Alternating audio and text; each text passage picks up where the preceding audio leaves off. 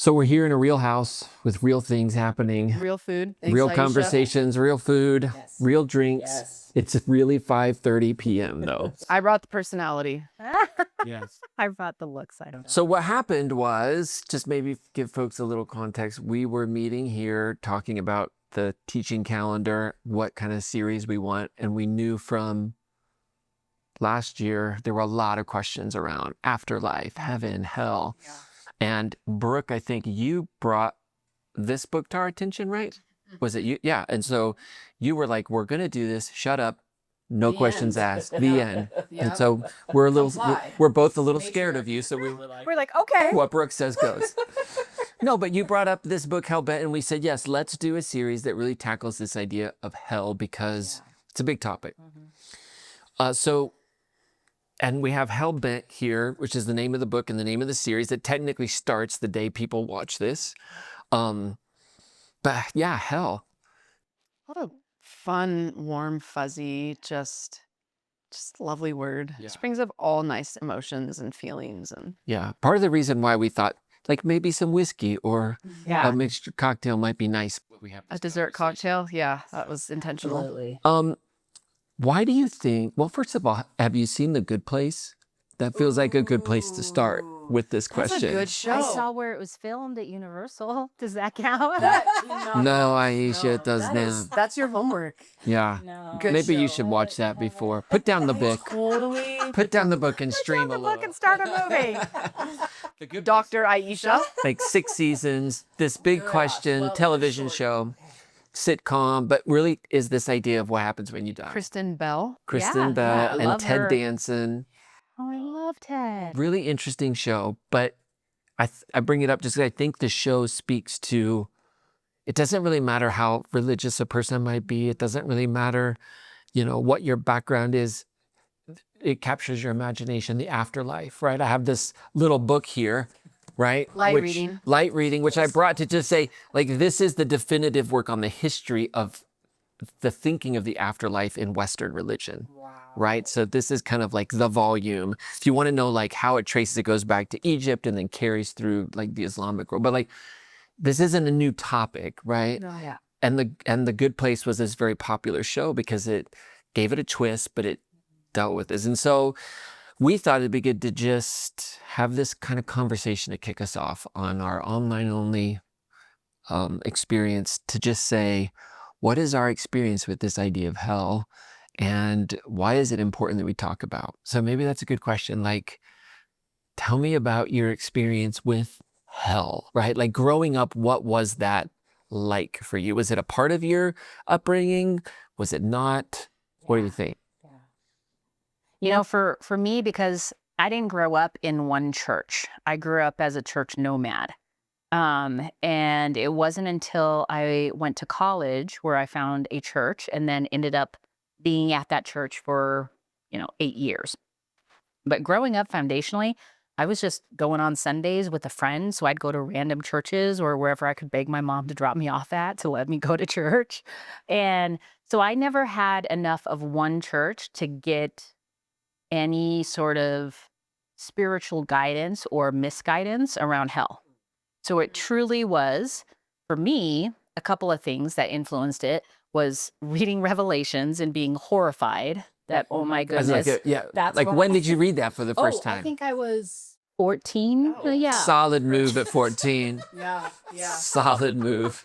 Yeah, and just be like, oh my goodness, we're all gonna go to hell. Like, hell's coming to us. Like, that's what it felt like. That's what I thought. And then about that same time, I read Dante's Inferno. And those two texts honestly shaped. So I thought for decades that hell was 7 layers, and you start here, and you go, there's purgatory, and there's this, and you're just tormented your soul over and over, and then you go deeper if you did worse things, and then boom, boom, boom. And so it wasn't until probably my mid-20s when I really reconnected with trying to understand and dissect scripture and put things together and have conversations with people, when I really started feeling, and even then I would say for the next 20 years after that, my thoughts around hell were shifting and changing, and now I'm at a I think a very reasonable place with HE double hockey sticks. can't say it, but you can spell it. But yeah, so I think on one hand, I'm really lucky that I didn't have any dogma guiding me. Yeah. I really did. It was like this fictional Just kind of place. dabbled your toes into it just for the fun of it as a teenager, you know? And so I think for me, it really was about Jesus. Like everything that was spiritual for me was about Jesus. And that's where I kept, my dial kept getting pointed to. So hell for me wasn't really even a part of my faith journey, if you will. I had a friend who passed away in high school, and because of the way he passed, at his funeral at a Catholic church, they said that that he was in purgatory, and I took that as at the funeral, yeah. And they also told me I couldn't do communion. Yes, Even though I was baptized. Oh, that might have been right on. I'm just kidding. Well, here's that. Here's that. But I really took that because a priest had said it, and I took it as that is the word. And I struggled for years, for a really long time, with thinking my friend was hurting, thinking his soul was hurting. That's a really interesting thought, because like religious power gets intertwined with these. So you're like on this journey, and it is what it is. I'm dabbling in hell a little bit, but then when an authority figure like starts talking, it does something different in your heart. Totally. Yeah, that's wild. Well, and I was young. I was 17 at that time. Like I just, I'd never unpacked scripture deeply. So I think for me, there were a couple of things that led throughout my life to think, oh, this is what hell looks like, but never until much, much later, really after I became a parent, when I started asking myself questions around, it doesn't quite make sense to me. But as a young person in your faith, it was like, this is a reality. Yeah. And it Absolutely. became like a really scary thing when you're thinking about your friend. Yes, Right. absolutely. Yep. Boy, did we have different experiences. That's great. I mean, that's not great. Woo. Good for you is what she's Job trying to security say. for therapists. Yeah, it's interesting because as I've been reflecting since we last chatted, I was trying to think about when I really remember like starting to interact with the topic. Like I was very much raised in very conservative, like Protestant faith, and it was around like in conversations and stuff. But I was trying to think about, when did I actually start like contemplating the idea of like afterlife, heaven, hell, what does that actually mean? And it was around the same age, 16. And I was in a youth summer program, and all of a sudden inundated with all sorts of things that I wasn't prepared for. But that was definitely one concept. And if I'm honest, that summer was really intense for a lot of ways. But the concept of hell drastically changed me as a kid. Because up until that point, religion was like a cultural thing, and faith was very cultural. And it was something that we kind of did. But when I was a kid, I wanted to play sports. I wanted to hang out with my friends. I was on student council and did all these things. And that was way more exciting to me. And then I went to this program, and all of a sudden it became this very life or death. This is life and death. This is people's lives. The people that you love that are not following this path, this is what they can have. And I'm 16. And so all of a sudden, I very much care for people, and I cared for my family. And so I took that very seriously, and in a way kind of gave up my youth. After that summer program, and, that was heavily focused on going door to door and trying to tell people about God, and from the mentality of, they will die one day. And if we don't go do this, look at what they're going to have to experience. It is on us, a bunch of minors, to go and led by people that were 20, so wild. So as I was reflecting, up until then, if you would have asked me, I would have just probably shrugged my shoulders. But from that summer, all into my 20s, that drastically impacted the way that I lived my life. I saw everything through this very dogmatic black or white lens, from the things that I ate, from how I dressed, so many components of my life was I am heaven bound. I am heaven bound. Like if you would eat something, you could go to hell. If you ate the wrong thing. For sure. Wow. Yeah, very much raised in a faith that followed Levitical laws. I know. No, I mean, alcohol. I was like, what is he doing with my drink? Like, are my hands moving too much? I just wanted to protect you. Thank you. Heaven bound, Ryan. Heaven bound. Yeah, so it was really, very much so, because it was very much like following Levitical laws, Leviticus 11, clean and unclean meats. Yeah, alcohol, no coffee, the way you dressed, purity culture, like all of this stuff was through this lens of like, we are God's people, we are heaven bound, let's live that way now, and we need to bring as many people into this cult world. We're talking to children like this. I mean, I don't remember, but yeah, 16, absolutely. Yeah, it was intense. And so, I mean, I think about 16 to about 26, like that decade of my life was heavily focused through this lens of this world will perish, this world's not my home, right? And I want to bring as many people along with me because I'm like heaven bound. And there were elements of that was like a false sense of security. Like I didn't have to deal with a lot of complexities because God will take care of that later. So I could be really passive in a lot of areas or global issues and things. But it was incredibly painful because relationships, I mean, How can you love someone when you're consistently thinking they're doing something wrong? Mm-hmm. Well, and like I experienced the same impact in my life of like when I, came out and whatever, like it drastically damaged relationships because all of a sudden I wasn't heaven bound. All of a sudden I was hell bound. And so then just the way that like I was then became a project, or there was an automatic assumption that I threw out my faith and I have gone astray and whatever. Yeah. So like it drastically can impact relationships because it's all conditional. It's conditional that you live in this box to be heaven bound, whatever that box might be. And like everybody has their opinion on that, you know? Right. So it's just wild. Like when I really think it was around like 16 that it just got like placed on my shoulders and I didn't even realize it was happening. But when I look back and just look at what changed, like I quit playing sports and I stepped away I deleted all of my secular music and it was just wild. It was wild. And so when I see that even in young people now, like when I'm on social media and I see some like teenage influencer who's like, and I'm like, oh no. It just, Yeah, it's too much. it's too much pressure. But yeah, I mean, it's what you woke up thinking about. You gotta go save people for Jesus. Jesus is coming soon. I don't want them in that place. Wow. I gotta make sure I'm not. So if I did make a mistake, you gotta bow down and like weep at the feet of Jesus to repent. Wow. Yeah, glad I'm not doing that anymore. This is delicious. Yeah, I think This is much better. my world was similar, only I don't really remember a time as a kid that I wasn't conscious of hell.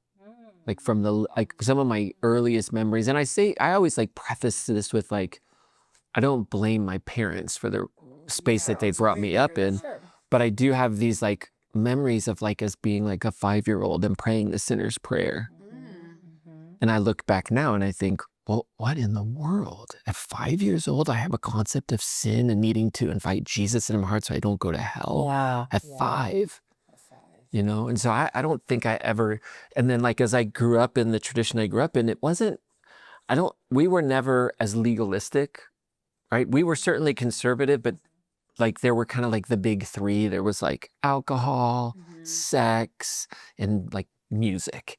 Those are the 3 things, and people who went to other churches. So maybe we're big 4, Like I'm pretty, and like dating somebody who, like I'm pretty confident that equally yoked. Yeah, I'm confident that the culture I grew up in would have rather you like dated a total heathen in their word than a Christian who went to a different church. It's the most bizarre thing, but so I can remember like being highly motivated out of like fear for what would happen to people. And like a lot of our tradition was like, you're inviting people to church, you're bringing your friends to church so that they don't go to hell, right? It wasn't, and that was kind of like this anchor. And I can remember in junior high, like one of my like core memories.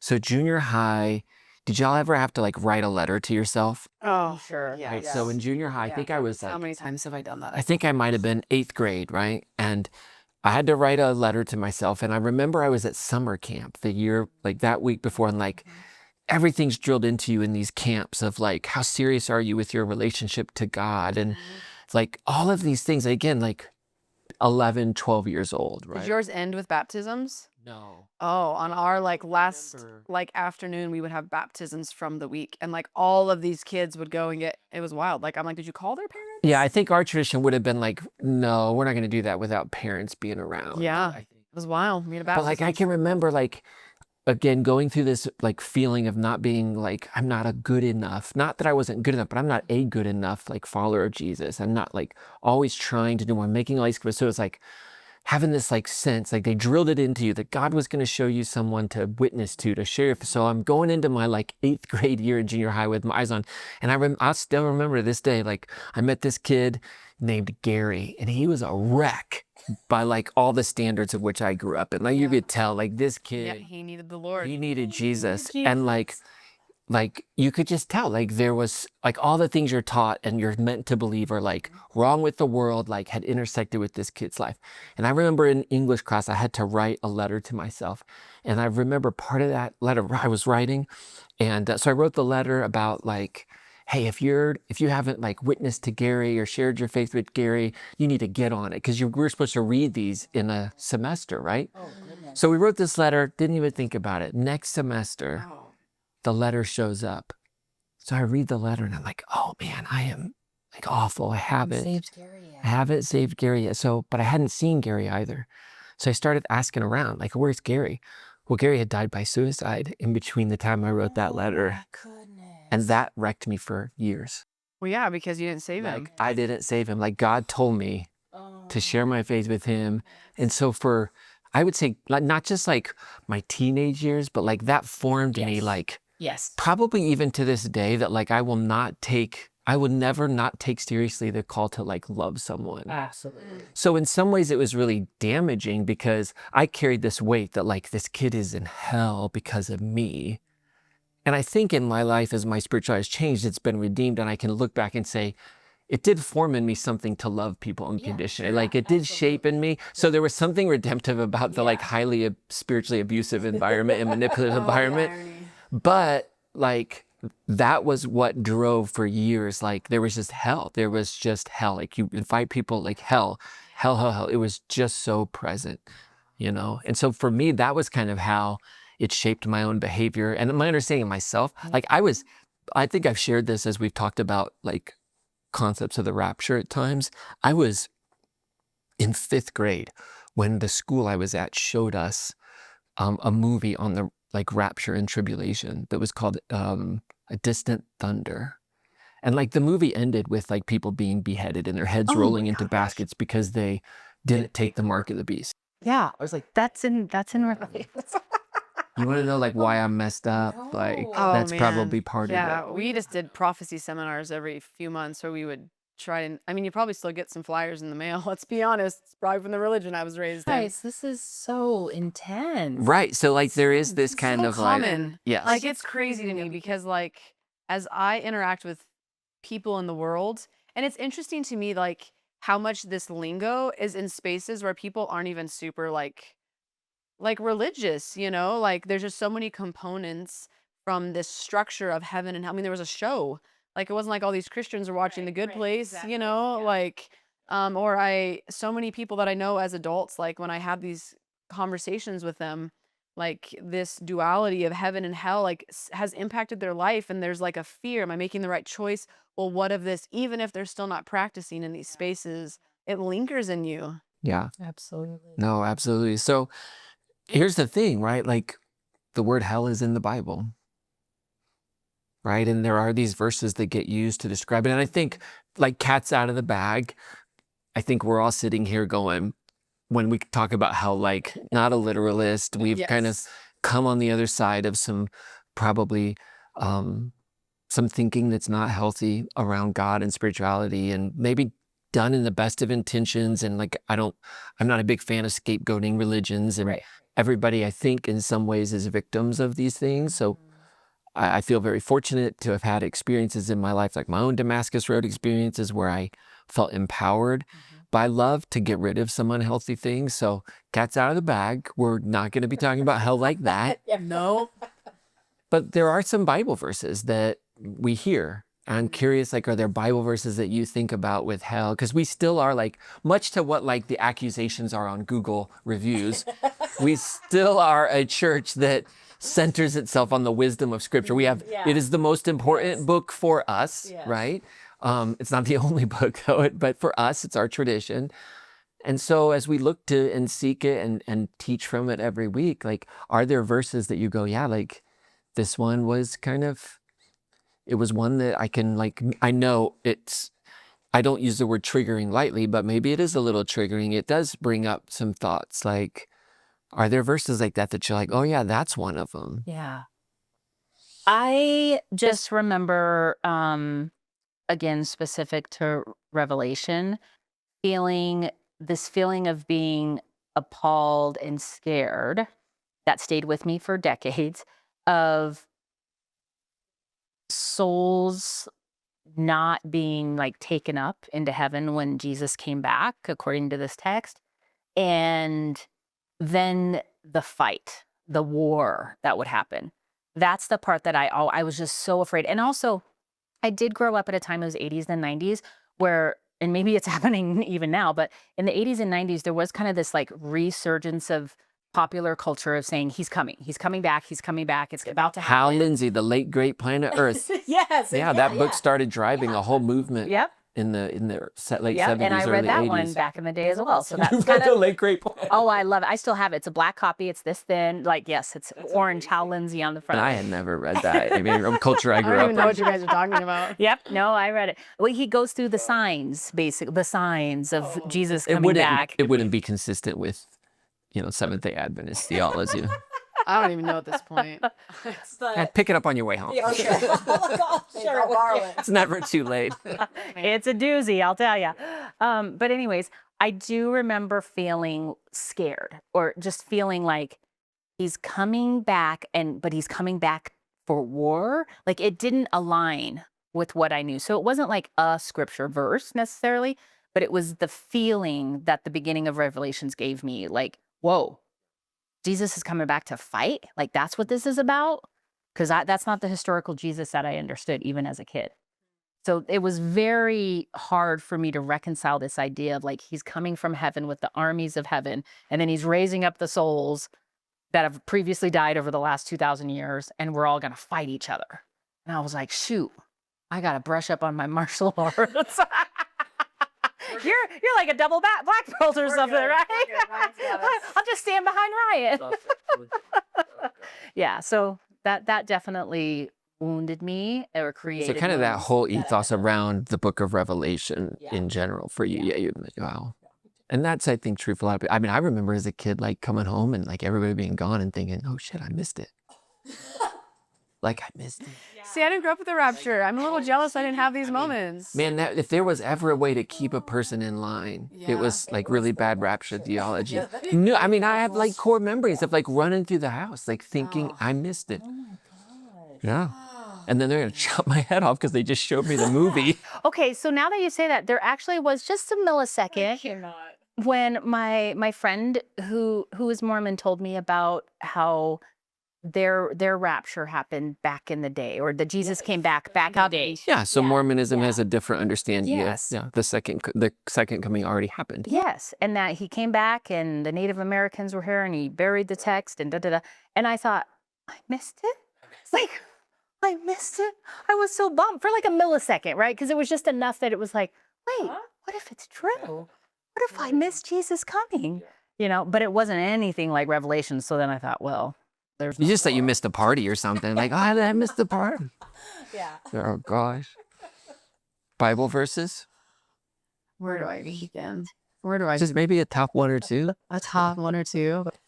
I mean, I think we chatted about this briefly. Like, I think there's two things that come to mind. One is just like all of Matthew 24 and like the end, like the signs of the times. Like, that might not be hell specific, but like the whole chapter is just like wars and rumors of wars and all of this stuff that he's coming back. So it maybe wasn't from the lens of specifically like this verse clearly shows us that there's a place called hell, right?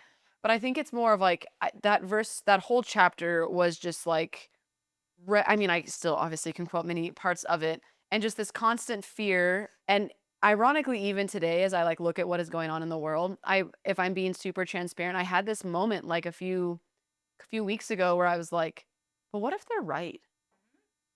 And like I legitimately had fear in me. And then I was like, oh, that is icky. That is still there. Because I look at this chapter and it's like the signs of the times. Like Jesus is coming back and we need to be ready. Again, that lingo and all of this. So like that is one like whole portion of scripture, Matthew 24, that might not specifically be just about hell. That just like lives in my head rent free, that occasionally will reveal itself when I see certain things, or I talk to somebody that's still involved in that world. And I periodically will have these moments where this old part of myself or this younger part of myself, almost like 16-year-old me, is asking me today, like, what if they're right? Yeah. Because when I look at your life, you're not ready, which I think, By which, that standard, yeah, or which then connects me to like the parable of the 10 virgins. And so I think for me, when I think about like the Bible verses and stuff, what comes to mind is not necessarily, like Revelation and these texts that are pulling these like Greek Hebrew words. I don't know. Correct me, Ryan. Greek, Hebrew. Which ones are they? I don't know. Of all these different Hades and Gehenna and all this stuff, right? Like, sure, but I think what comes to me is more of like the end of time and that emphasis, like we're in it and all of that is coming. Yeah. So I think there's more complexity for me in all of that, because when I don't really remember hearing like from the pulpit, like you're going to go to hell or they're going to go to hell. Like I don't remember hearing that, but there was an unbelievable emphasis on like the end is here and be ready. Your tradition was very prophetic, driven mean, by it's prophecy. Yeah. Like Advent, the return, right? So when we have Advent season, I'm always like, You're like, nope, I'm out. I'm good. I'm good. See you when that's over. No, but I know like, these phrases and these things are in there and these verses. And I think that for a lot of people, if you're looking at them from a literal standpoint and from a lens of, well, it's obviously in there, it obviously exists, that must be what the Bible writers are saying. I mean, I could see how it would be very easy to create this whole story that for me is just really embedded in control, but that's a different conversation. Yeah. I think of things like when the church that I interned at did this thing that was part of like this traveling group. They did that. It was called Heaven's Gates, Hell's Flames. And it was like this really intense, like dramatic experience where they would like show people like getting into a car accident because they were out like partying, and then they would be like dragged. They'd be like go before the throne of God. And the whole thing played out with like, the whole thing started with the verse from Revelation where the book is open, and if names aren't in the book of life, then they're thrown into the lake of eternal fire. And so these like demons would like the whole stage lighting would change. It'd be like strobe lights and haze, and demons that were painted would come out, black lights, drag people kicking and screaming for forgiveness, So right? when you're talking, I'm like, I just got to eat. Right? So I think of like passages like that have been used. I think of like, better to enter the kingdom of heaven maimed than to be cast out into eternal fire with your eye or hand. Like, Where's that? oh yeah, I mean, this is Jesus, right? Oh, like, man. Don't tell me that gets quoted. Like, and it's this idea of like, if your eye causes you to sin, pluck it out. Now, as a teenage boy, that's a problematic verse. Driven A teenage girl. Let's not underestimate. I can't speak to the experience of a teenage girl. I can only speak to the experience of a teenage boy who's being told if your eye causes you to sin, plug it out. I'm like, oh no. Like, what else do I have to get rid of? Every preteen to teenager, it will not have It vision. probably doesn't end at teenager, right? Like, you're just, right? But these things get Eyes are like, already gone though. So right? as adults, it doesn't matter Yeah. anymore. so there are some verses that have been used and to justify certain concepts of hell. And I think we're going to see in this series, we're going to tackle some of those through this book. But let's talk about the other side of this concept of hell. Like, what are the benefits of the construct of hell? Like, this is interesting. I can remember maybe a decade ago or so, like teaching on this topic, but talking about the beauty of hell.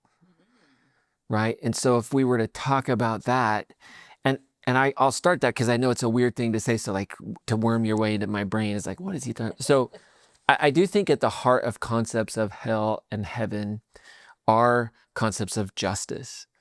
And it would be very hard, I think, to make a case that our world doesn't have problems, that our world doesn't have evil, that there is not oppression, it'd be very hard to make this case that there isn't a problem of evil in our world. It's a perfectly just environment. There's nobody hungry.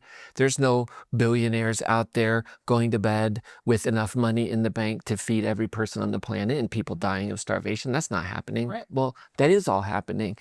So I think our hearts kind of know that evil has to be defeated. Yeah. Like somehow evil has to be defeated. And if hell is this idea that it is a place where evil is contained, right? Even in the book of Revelation, it talks about this millennial reign and right, they're all cast into this pit that they just fall for it's like 1,000-year parachute, like just for 1,000 years of just free floating, you know. Like there's something about that if you're in an underclass, if you are in an oppressed group, that is very hopeful. Yeah. That the system that has put its foot on my neck, that is the reason why half of my children are dead from diarrhea. Right. There's something really amazing about this belief that evil will get its due. Yeah. Love will prevail. Love wins. Right. Yeah.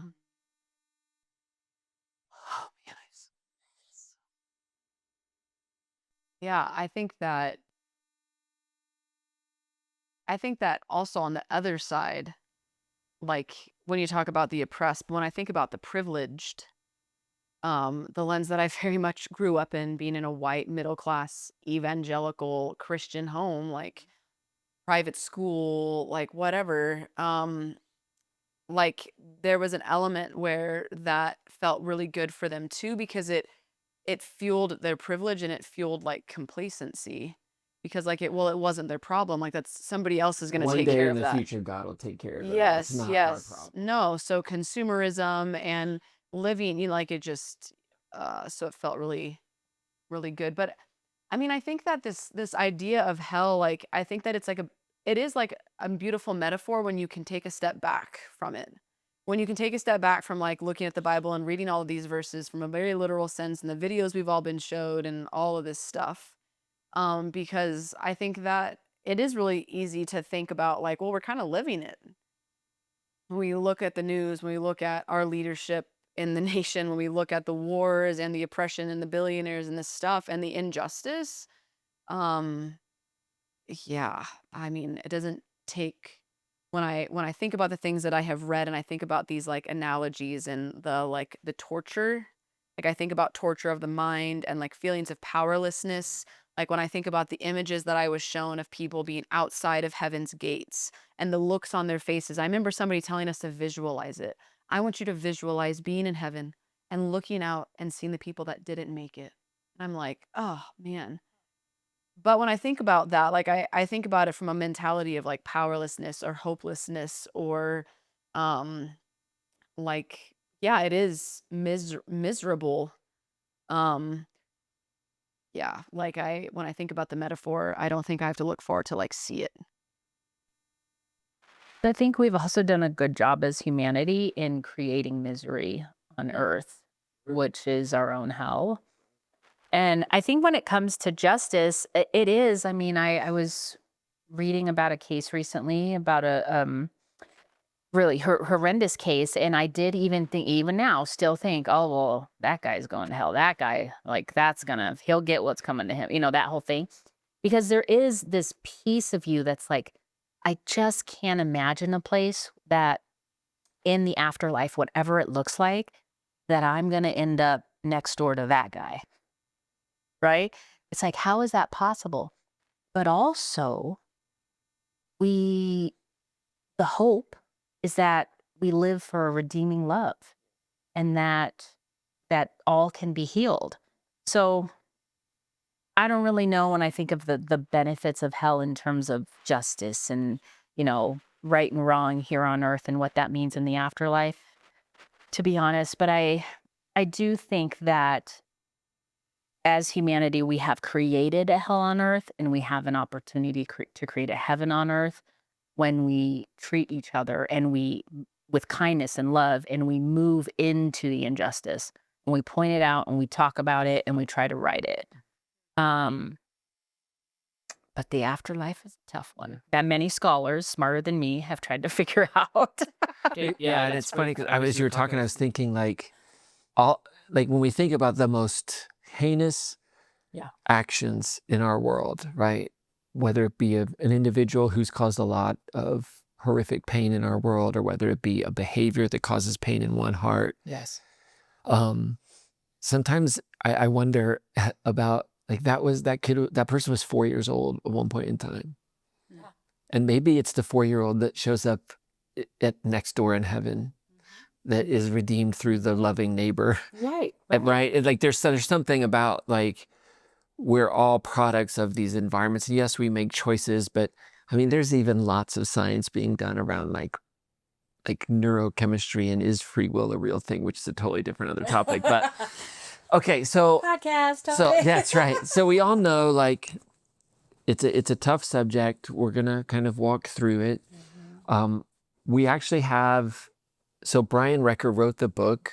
We have a person in our church who knows Brian is going to be doing an interview with him. And I think that's actually being shown the next week. Yeah, next Sunday. Which is exciting to get to hear from the author about their journey into this. And there's lots of books on this topic that people can look into. But as a person who's part of our teaching team, who's going to be speaking each week, who your topic is, you're not going to read a chapter from the book, right? like we're carrying this on.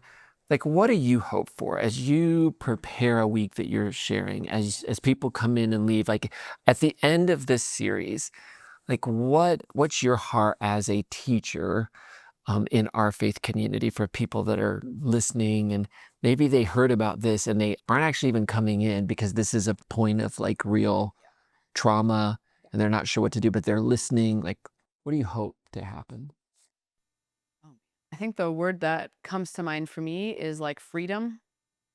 I think when I think about my own experience, my own relationship with this topic, with the heaven and hell like dynamic, when I think about myself, in my mid 20s, when I started to kind of take a step back and look at some of this and kind of break away from this very dogmatic thinking and just like the freedom that I begin to feel for the first time in my life to like live life authentically and explore and have questions. And so yeah, when I think about like this series, when I think about why when I read this book interacted with this, all that stuff, why I was so adamant about us looking at this is because I think even in places where like that exists like crossroads where there are people that have deconstructed or whatever, it still like lives in our bodies. Yeah. It lives in our experience. Yeah. Like just like me a few weeks ago having this moment of like, what if they're right?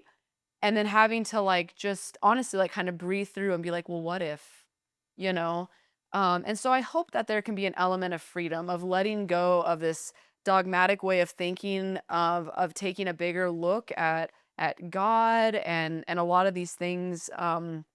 As a teacher, there's a gnat attacking me. I apologize.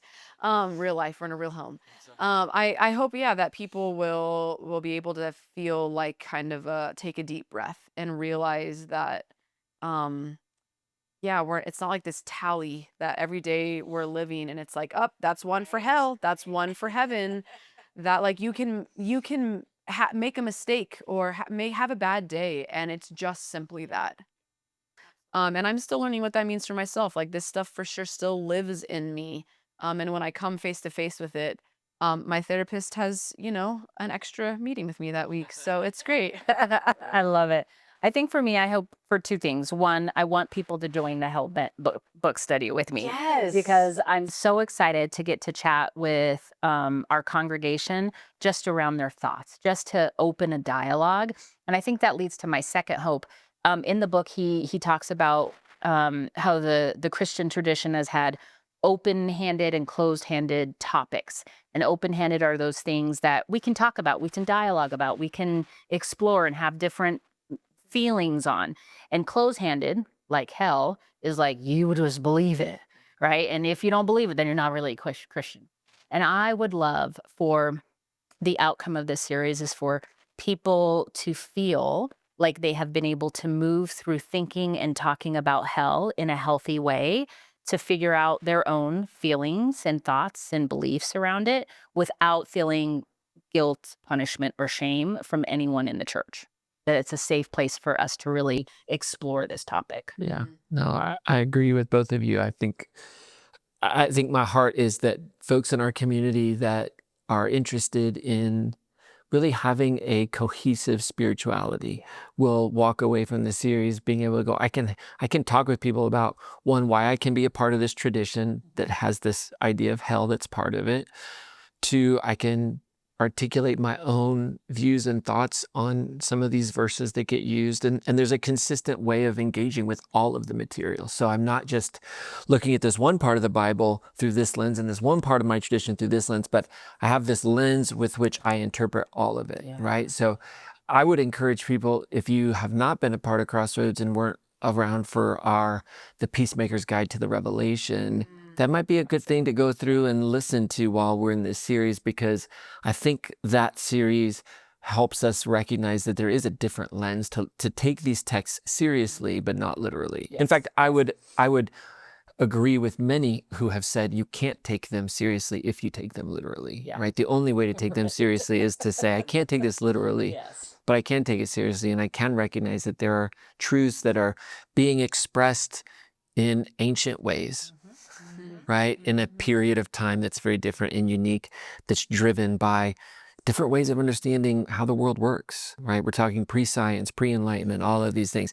And that's not to say that we haven't lost something through the enlightenment too, of the enchantment of the world, which Aisha always helps me remember. That a little magic goes a little magic goes a long way. I love it. I love it. Okay, so last word on hell, final thought. You know what? I think my last word is the title of the book, Hellbent, How the Fear of Hell Holds Christians Back from a Spirituality of Love. Yeah, it's good. Grab a copy. Yep. We'll have copies available for people for sure. And it'll be good. Cheers to hell. Conversations about hell. I got a sip left.